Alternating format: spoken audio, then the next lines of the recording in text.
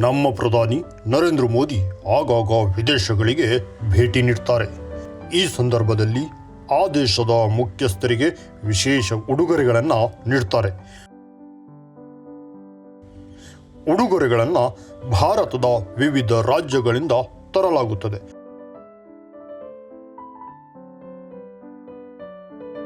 ಅವು ಆಯಾ ರಾಜ್ಯಗಳ ಸಂಸ್ಕೃತಿ ಮತ್ತು ಇತಿಹಾಸವನ್ನು ಪ್ರತಿಬಿಂಬಿಸುತ್ತವೆ.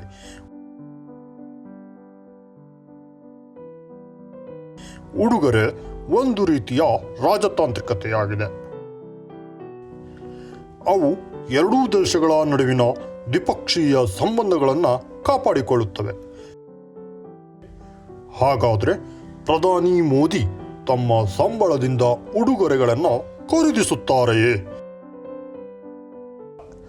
ವಾಸ್ತವವಾಗಿ ಯಾವುದೇ ರಾಷ್ಟ್ರದ ಮುಖ್ಯಸ್ಥರಿಗೆ ಅಂತಹ ಉಡುಗೊರೆಗಳನ್ನು ನೀಡುವುದರ ಹಿಂದಿನ ಉದ್ದೇಶ ದ್ವಿಪಕ್ಷೀಯ ಸಂಬಂಧಗಳನ್ನು ಸುಧಾರಿಸುವುದು.